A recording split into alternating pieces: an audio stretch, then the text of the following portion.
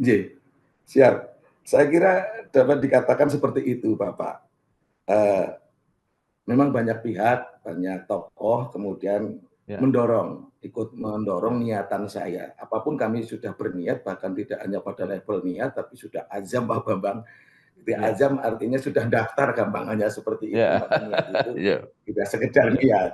ya, Tentu tentu kami berangkat keinginan atau cita-cita ya, ataupun apa ya, niat untuk bersama-sama seluruh kekuatan yang ada di Banjarnegara dan masyarakat Banjarnegara bangun Banjarnegara.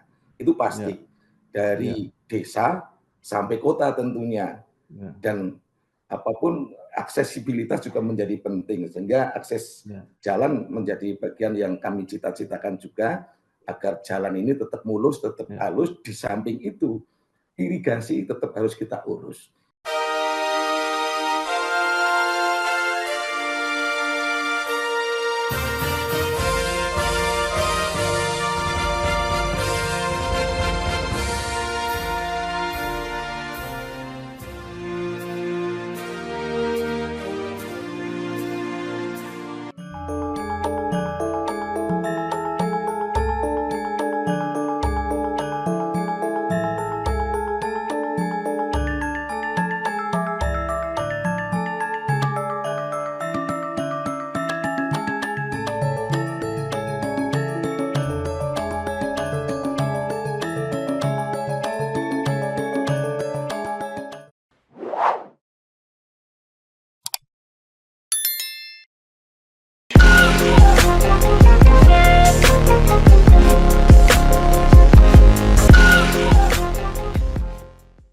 Assalamualaikum warahmatullahi wabarakatuh.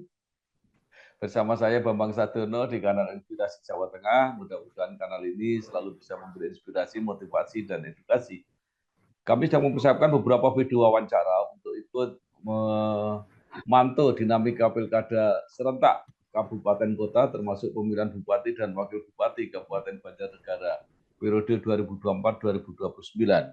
Saat ini saya sudah bersama dengan salah seorang tokoh di Kabupaten Banjarnegara, yaitu Bapak Dwi Suryanto SOS MSI. Beliau adalah Kepala BPPKAD Banjarnegara. Apa kabar Pak Dwi? Assalamualaikum warahmatullahi wabarakatuh. Alhamdulillah sehat, baik-baik, dan mudah-mudahan senantiasa diberikan kekuatan oleh Allah Subhanahu wa Ta'ala, Pak Bambang. Baik. Pak Dwi ini lahir di Banjarnegara 1966, berkarir sebagai ASN, pernah menjabat sebagai Kepala Dinas Pariwisata dan Kebudayaan, dan sekarang menjabat sebagai Kepala Badan Pengelolaan dan Pendapatan Keuangan dan Aset Daerah Kabupaten Banjarnegara. Di luar provinsinya juga menjadi Ketua Persatuan Atletik PASI dan Ketua PAMDI Persatuan Artis Musik Dangdut Indonesia di Banjarnegara. Ya, Bapak Dwi Suryanto bisa cerita atau menambah secara singkat perjalanan karir yang saya kira kaya sekali sampai posisi yang sekarang. Silakan Pak Dwi. Kembali Assalamualaikum warahmatullahi wabarakatuh. Yang pertama barangkali kami koreksi sedikit, lahir kami sejatinya di sebuah dusun, di sebuah desa namanya Desa Simbar, yang dulu kemudian peristiwa 79 ada bencana alam namanya letusan Sinila, kemudian desa kami di Bedul Desa transmigrasi ke Batu Raja, Bapak. Kemudian kami memang lahir di sana tapi dibesarkan di Sigaluh karena bapak saya namanya Pak Sakida itu bekerja di kantor kecamatan Sigaluh sampai Menteri Polisi dan menjadi anggota DPRD saat itu, sehingga kami tidak ikut Bedul Desa di saat peristiwa 79. Kemudian koreksi sedikit, bukan PAMDI tapi PAMI, Persatuan Artis Musik Melayu Dangdut Indonesia. Tapi tidak hanya itu, kami juga di organisasi kemudaan kami saat ini menjadi Dewan Kehormatan KONI. Kemudian kami juga selaku Ketua Umum Forum Silaturahmi Musik Islami dan sekaligus di dunia perkiaian saya Mustasar, Persatuan Pimpinan Pengasuh Pondok Pesantren Salafiyah Kafah di Banjarnegara. Itu secara singkat, dan masih banyak organisasi-organisasi yang selama ini kami ikuti. Berkaitan dengan perjalanan karir kami, Bapak, sedikit kami menceritakan kami bekerja selaku ASN sudah 38 tahun sampai hari ini, 38 tahun. Kemudian karir saya diawali dari di bagian pemerintahan desa saat itu. Sekarang sudah tidak ada pemerintahan desa. Menjadi Subag Kekayaan Pemerintahan Desa, kemudian menjadi Kasubag di bagian Kesra, ada Kasubag APK, ada Kasubag di bidang keolahragaan dan sebagainya. Kemudian menjadi camat di 2 wilayah, tahun 2024 sampai 2028 di 2 wilayah. Antara lain Kecamatan Bawang sama Kecamatan Wonodadi. Kemudian kembali lagi ke Sekda menjadi Kepala Bagian Kesra di tahun 2009 sampai 2011 kurang lebih. Kemudian dipercaya untuk menjadi Kepala Dinas Sosial, Tenaga Kerja dan Transmigrasi di Pemda Banjarnegara selama 4 tahun. Kemudian dipindah tugaskan menjadi Kepala Dinas Pariwisata dan Kebudayaan juga selama 4 tahun 6 bulan. Kemudian setelah itu tahun 2020 kami didahului supaya memimpin OPD BPBKAD, Badan Pengelola Pendapatan Keuangan dan Aset Daerah. Itu antara lain secara seperti itu. Ya, baik. Sebelum kita lanjutkan, Bapak tadi menyebut tragedi Sinilah. Waktu itu saya jadi wartawan, Pak. Saya punya kenangan menginap satu malam di desa, tidur di atas. Berarti sebelum jadi ketua D1, Bapak? Oh, jauh, Pak, jauh. Jadi saya seorang pendidikan itu tidur di atas karung-karung beras bantuan PMI itu semalam saya. Saya masih mau masuk SMP, baru masuk SMP tahun 79. Betul, Pak. Siap.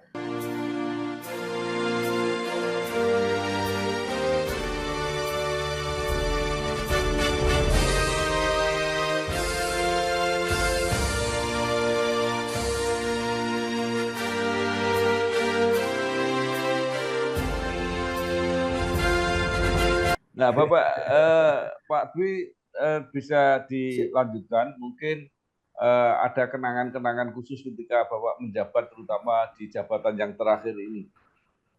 Siap, Bapak. Pertama, barangkali ketika kami di bagian Kesra misalnya, atau jadi camat. Jadi camat tentu saya berpikir, saya bermimpi jadi camat ya benar-benar camat, bukan bukan kepala kantor kecamatan. Sehingga kami berhari-hari berada di tengah-tengah kehidupan masyarakat. Dengan segala perilaku, baik perilaku birokrasi maupun perilaku politik tentunya karena di wilayah. Itu kesan saya luar biasa karena improvisasi ada di camat. Sehingga kegiatan-kegiatan yang saya bangun tentunya pada kepentingan untuk untuk bersama-sama rakyat, bersama masyarakat di wilayah kecamatan saat itu mengkorkan sumbu-sumbu kekuatan di sana. Kemudian jadi kepala bagian Kesra ya paling tidak saya terkesan ketika ngawal haji. Sekian tahun kami mengawal haji dan kemudian saya haji tahun 2008.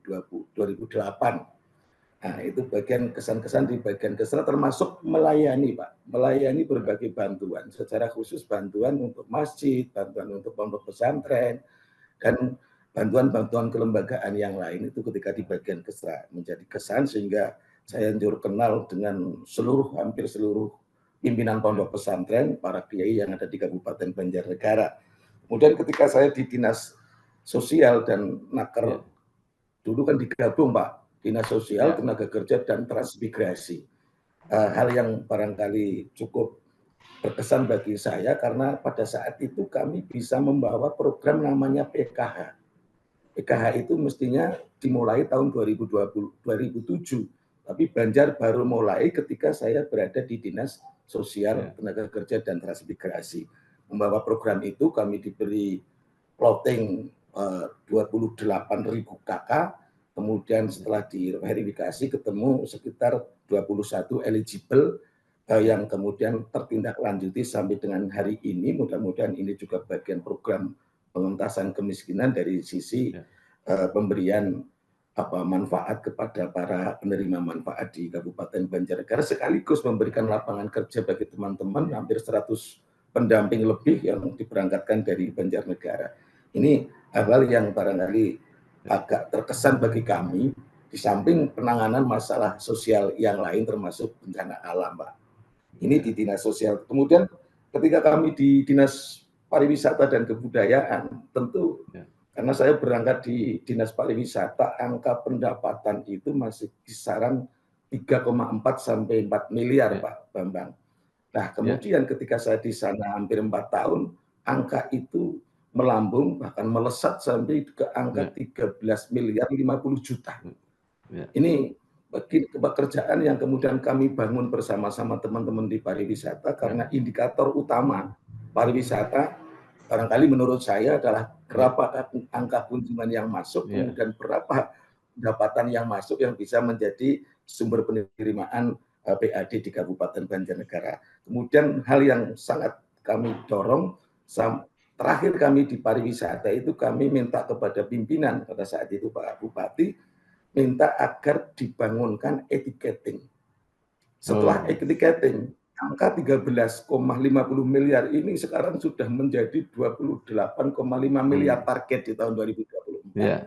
Ini artinya cukup efektif, cukup luar biasa ketika sebuah daya tarik kemudian kita kelola dengan sebaik-baiknya, tapi termasuk bagaimana mengelola pendapatan dengan sejujur-jujurnya dan sebaik-baiknya.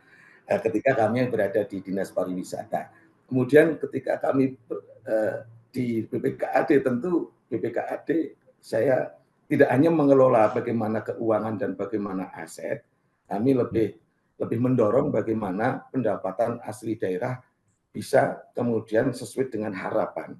Harapan kita sejatinya angka di Banjarnegara harus 0,5 triliun atau 500 miliar. Tanpa angka itu, maka bupati siapapun tidak banyak punya ruang fiskal untuk kemudian mengafirmasi program-programnya yang kemudian tentu ditujukan untuk kesejahteraan masyarakat. Tapi paling tidak, dan ada kesan lain ketika kami bersama-sama dengan TAPD yang lain menangani COVID. Saat ada COVID ini, mohon maaf, yang namanya refocusing anggaran 1 tahun bisa 2-3 kali, Pak Bambang. Ini yang cukup luar biasa. Tapi alhamdulillah Banjarnegara lolos dari COVID dengan tanpa harus menimbulkan persoalan anggaran. Karena perintah-perintah dari mandatori dari pemerintah pusat selalu bisa kami lakukan, sekalipun melakukan refocusing anggaran di setiap saat.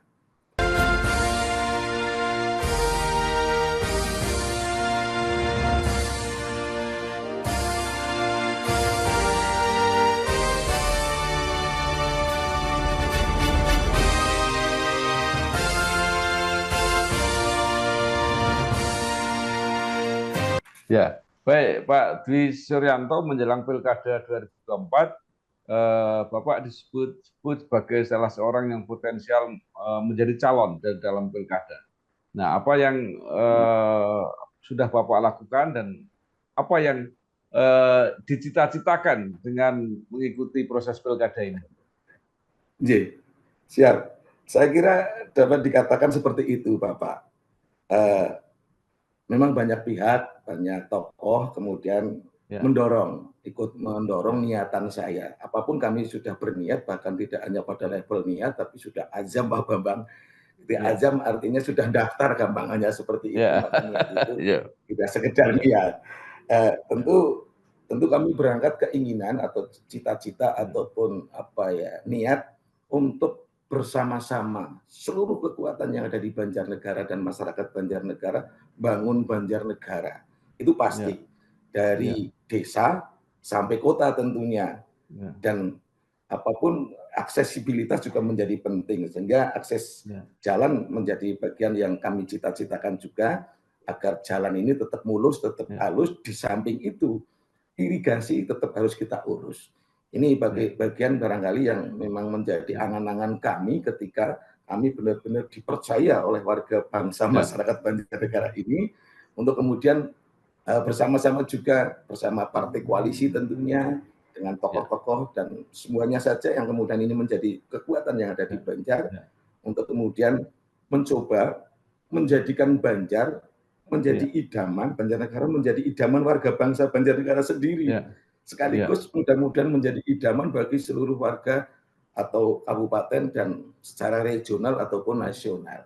Ini cita-cita kami, tapi tetap kami tidak akan bisa sendiri, dan juga ketika kami dipercaya juga akan terus melakukan koordinasi. KOR bisa maknanya koordinasi, KOR juga bisa maknanya kebersamaan. Ini yang terus kami sampaikan di hadapan siapapun, barangkali termasuk di hadapan partai-partai politik, Pak.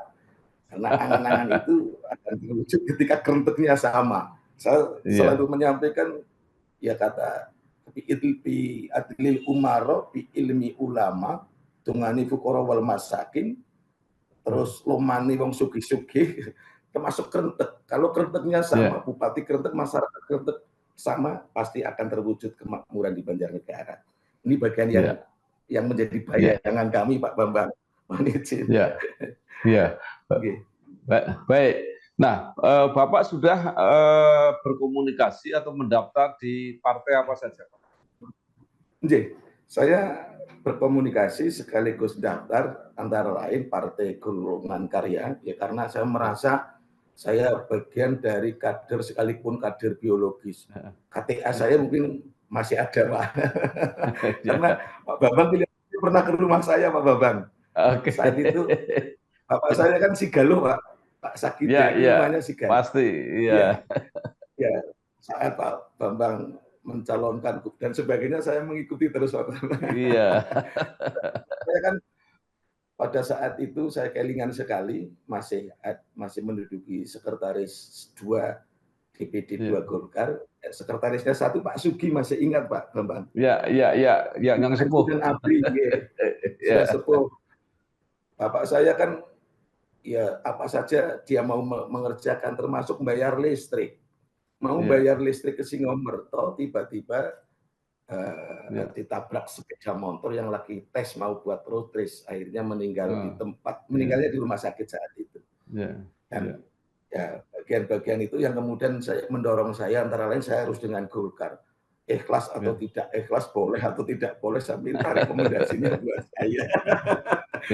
Di samping Golkar, kami komunikasi dengan PAN, Pak. Kami komunikasi dan mengambil formulir PAN, kemudian P3 kami mengambil formulir, kemudian Gerindra kami mengambil formulir juga. Di samping PDI kami mengambil formulir juga. Ya apapun yang akan terjadi, koalisi manapun yang akan terbangun, tetap kami selalu berharap agar koalisi ini bisa segera terbentuk, maka kami berpikirnya sudah harus bersama-sama partai politik pengusung untuk menuju November yang akan datang. Ngaten, Pak Bambang. Baik. Nah, Pak Dwi, apa yang disampaikan atau ditawarkan kepada partai-partai politik supaya mau mengusung Pak Dwi Suryanto ini? Ada 2 hal besar yang barangkali sering kami sampaikan di hadapan partai politik. Yang pertama, program-program unggulan, saya tentu juga memahami, Pak Bambang, memahami proses pilkada dominan mengandalkan sosok figur seseorang saat ini barangkali seperti ini. Sehingga saya menawarkan lebih dari sekedar hal yang tadi kami sampaikan, dari program-program unggulan yang nantinya dapat kami rumuskan bersama dengan bersama, dan mungkin nanti di tingkatan implementasi juga tentunya akan bersama-sama, tapi rujukan arah kami tetap untuk kepentingan rakyat, sehingga ada barangkali yang ada di benak saya, Pak Bupati, Pak Bambang, ketika tadi saya bercerita Banjarnegara, idaman Banjarnegara, kemudian bangun Banjarnegara dari desa sampai kota, jalan mulus, irigasi terlurus, ada hal-hal yang barangkali kami harus lakukan, antara lain kami tetap harus, hukumnya tidak agak wajib lagi, tapi menjadi wajib mengurus anak-anak yatim yang ada di Banjarnegara. Kemudian guru ngaji, sekalipun guru TPG, guru madrasah diniyah, ini menjadi perhatian kami, karena kami berpikir selalu ketika kami ngaji, ada ilmu-ilmu yang kemudian pengen daerah makmur, pengen wilayah makmur. Ini maka 1 hal, 2 hal itu harus kita lakukan, sehingga tidak menjadi dosa bagi seluruh warga bangsa Banjarnegara ketika sudah diurus oleh pemerintah daerah. Di samping hal-hal lain ada termasuk barangkali peluang pemberian kesempatan kerja, kemudian mengindustrialisasikan pariwisata, pertanian juga diarahkan ke industri pertanian, yang kemudian ini juga akan menjadi ruang pemberian kesempatan lapangan kerja, tapi secara ya garis besarnya seperti itu, tapi tentu rumusan-rumusan ini tetap akan kami bawa bersama-sama dengan partai koalisi sehingga menjadi matang kemudian, Pak Bambang.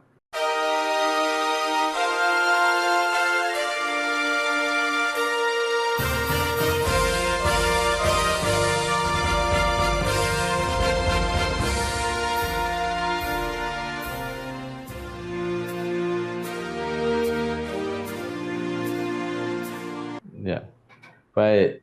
Nah, Pak Dwi hanya mempersiapkan diri untuk nyalon jadi bupati, atau nanti kalau ada kesepakatan partai politik juga bersedia menjadi wakil bupati, atau mungkin sudah ada bayang-bayang calon pasangan karena waktunya makin mendesak.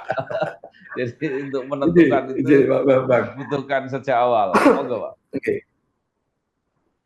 Oke. Barangkali untuk mewujudkan cita-cita, angan-angan, kemudian bayangan-bayangan atau mimpi di siang hari, Pak Bambang, tentu itu bisa terimplementasikan manakala saya menjadi R1. Artinya kebijakan-kebijakan bukan berarti R2 tidak ada kebijakan, karena ketika jadi pun nanti saya bersama wakil bupati atau bersama dengan partai politik nanti juga akan bersama-sama. Tapi paling tidak, kami kenapa harus R1 sekalipun mohon izin Pak Bambang, kami hanya siap dengan Bismillahirrahmanirrahim.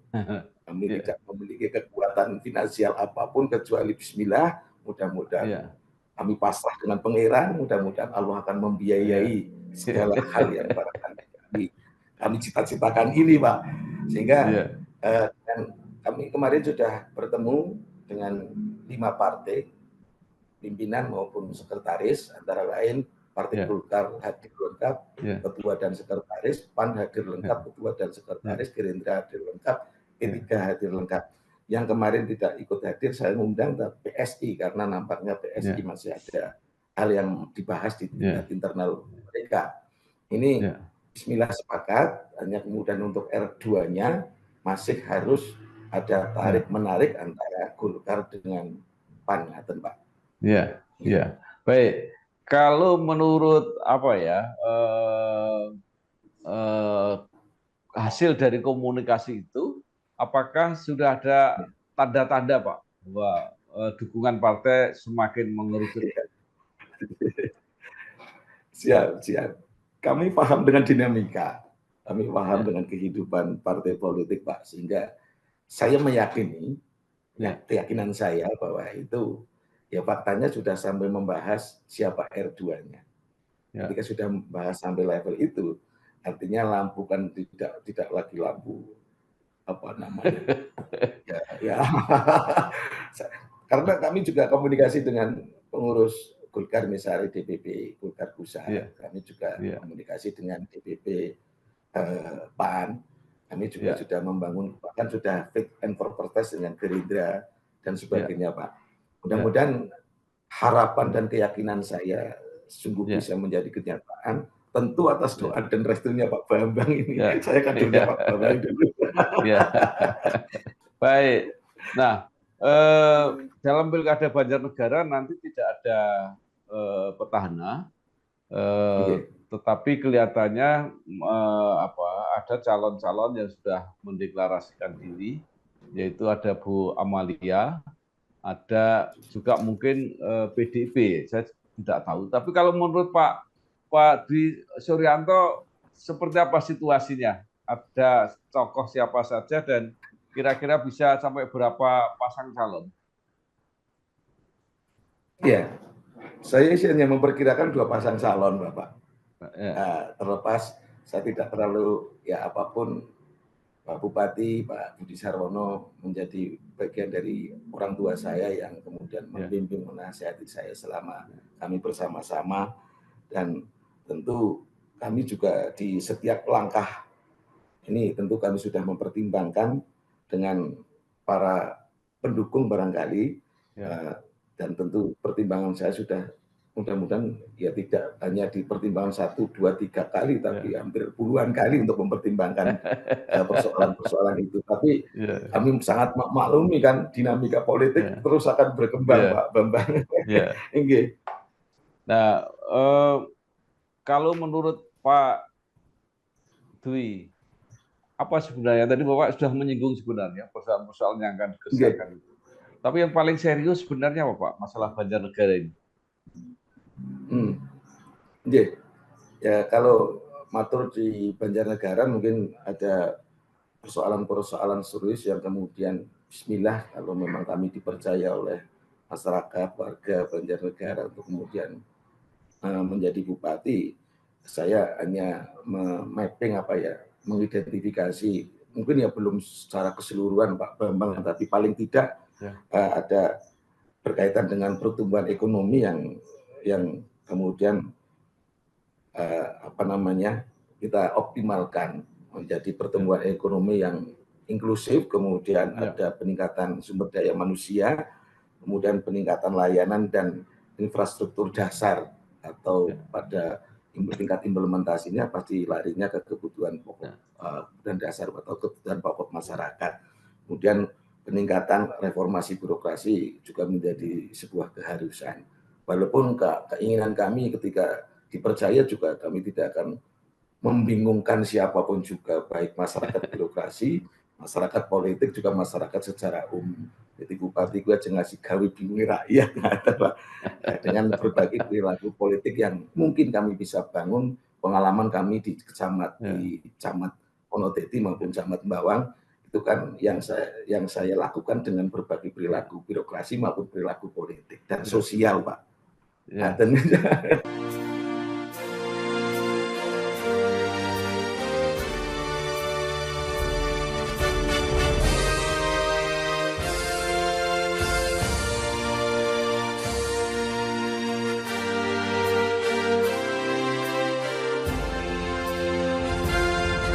Baik, saya akan nambah sedikit, Pak. Banyak yang memprediksi bahwa pilkada ke depan ini akan menjadi pilkada yang membutuhkan banyak dukungan logistik atau mungkin dukungan finansial. Gitu. Tadi Bapak sampaikan bahwa mungkin di situ Pak Dwi tidak terlalu kuat. Nah, apa yang akan Bapak lakukan? Artinya strategi apa yang akan dilakukan Pak Dwi? Ya, tadi tetap saya selalu menyadari akan kekurangan saya sendiri, Pak Bambang. Birokrasi mana ada birokrasi yang punya uang miliaran. Tapi saya berangkat atau atas niat saya kan tentu juga didorong berbagai gerbong dan berbagai kekuatan yang ada di Banjarnegara. Salah satunya di samping kekuatan partai politik juga ada kekuatan-kekuatan yang tadi saya sampaikan.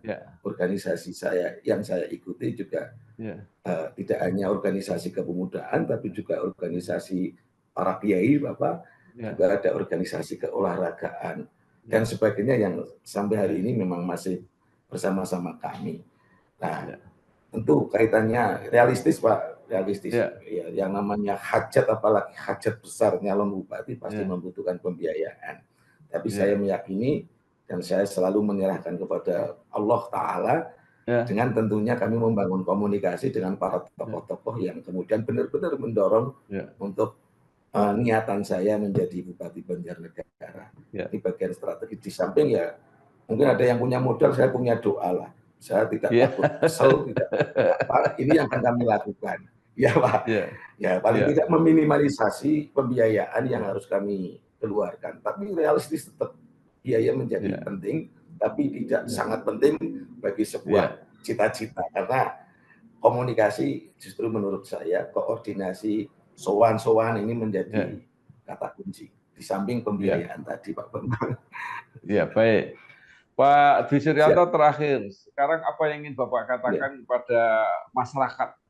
Tadi sudah menceritakan berbagai hal yang akan dilakukan, tetapi bagaimana supaya masyarakat mendukung dan akhirnya kalau waktunya pemilihan akan memilih Pak Dwi Suryanto. Monggo. Oke. Ya, antara lain ini Pak, mungkin kami tidak bisa menyebutkan yang ada di benak dan angan-angan saya secara keseluruhan.